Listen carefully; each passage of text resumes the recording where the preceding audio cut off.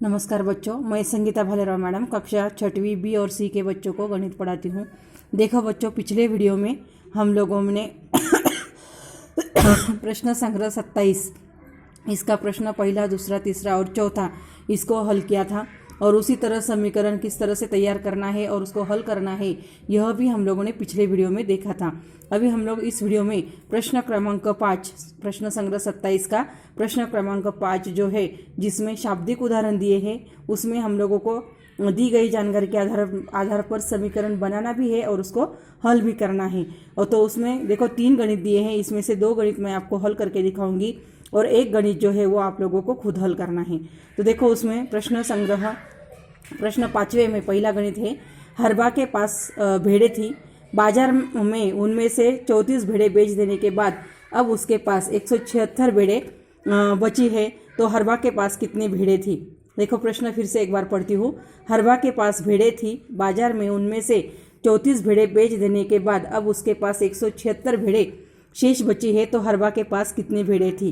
तो देखो ये गणित किस तरह से हल करना है वो हमें देखने का है। तो देखो अभी यहाँ पर प्रश्न 5वें का पहला गणित है। तो देखो यहाँ पर हरबा के पास कितनी भेड़ें थी वो हमें मालूम नहीं है, इसीलिए मानो हरबा के पास X भेड़ें थी, उसमें से उसने कितनी भेड़ें बेच दी, तो 34 भेड़ें बेच दी।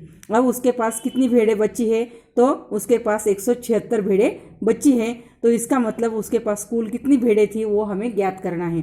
तो इसीलिए समीकरण तैयार हो गया कि हरबा के पास कुल मिलाकर X भेड़ें थी, उसमें से उसने 34 भेड़ें बेच दी यानी घटाई।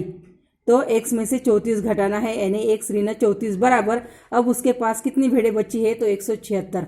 तो समीकरण तैयार हो गया X ऋण 34 बराबर 176। अभी यहाँ पर हमें X का मान ज्ञात करना है, 34 की आवश्यकता नहीं।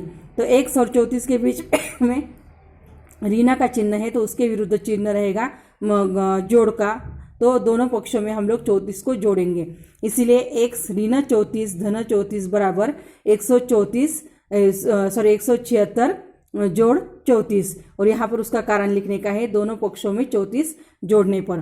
फिर यहाँ पर X ऋण 34 धन 34 बराबर, तो देखो एक धन और एक ऋण, इसलिए ऋण हो जाएगा, इसलिए 34 में से 34 घटाने हैं, तो 176 जोड़ 34, तो 6 और 4 10 हो गए, एक हासिल 1 आ गया, 7 और 3 10 हो गए, 10 और 1 11।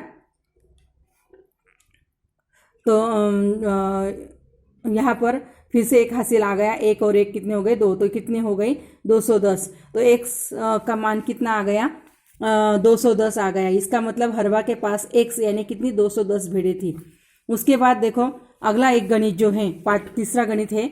अर्चना ने कुछ गेहूं बाजार से खरीदा, प्रत्येक महीने के लिए 12 किलोग्राम की दर से उसने 3 महीनों के लिए गेहूं पिसाई के लिए निकाला, फिर भी 14 किलोग्राम गेहूं बच गया, तो अर्चना ने कुल कितना गेहूं खरीदा था। फिर से एक बार गणित पढ़ती हूँ। अर्चना ने कुछ गेहूं बाजार से खरीदा, प्रत्येक महीने के लिए 12 किलोग्राम की दर से उसने 3 महीने के लिए गेहूं पिसाई के लिए निकाला, फिर भी 14 किलोग्राम गेहूं बच गया, तो अर्चना ने कुल कितना गेहूं खरीदा था। तो फिर से ये गणित किस तरह से हल करने का है वो देखो।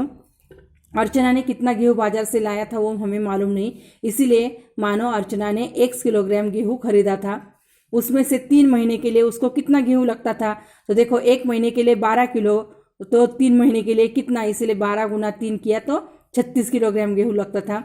और उसमें से भी वो कितना गेहूं बचा है, तो 14 किलोग्राम गेहूं बचा है, और इसीलिए कुल गेहूं कितना था वो हमें ज्ञात करना है। इसीलिए समीकरण है, देखो X ये कुल गेहूं है, उसमें से 36 किलो गेहूं पीसा गया और 14 किलो गेहूं बाकी रह गया, यानी X ऋण 36 बराबर 14।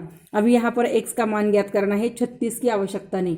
तो देखो X और 36 इनके बीच में ऋण का चिन्ह है, तो उसके विरुद्ध रहेगा धन, दोनों पक्षों में 36 जोड़ने का है, इसलिए X ऋण 36 धन 36 बराबर 14 धन 36। और यहाँ पर कारण है दोनों पक्षों में 36 जोड़ने का है, जोड़ने पर, इसीलिए X ऋण 36 धन 36 बराबर, देखो 6 और 4 10 हासिल 1, 3 और 1 4 और 1 5। X का मान आ गया 50 किलोग्राम, इसीलिए अर्चना ने बाजार से 50 किलोग्राम गेहूं खरीदा था। तो इस तरह से हम लोगों ने ये दोनों गणित जो है वो किस तरह से हल करने के हैं वो मैंने आप लोगों को वीडियो में दिखाए हैं। तो आप लोगों को वीडियो देखकर ये दोनों गणित जो है वो अपने कॉपी में लिख लेने के हैं। और एक जो गणित बचा है प्रश्न 5वें का दूसरा गणित, ये गणित आप लोगों को ये वीडियो देखकर इसी प्रकार आपको हल करने का है। तो देखो यहाँ पर ये गणित किस तरह से हल करने के हैं वो आप लोगों ने वीडियो में देखने का है और इसी प्रकार हल करने की कोशिश करने की है। धन्यवाद।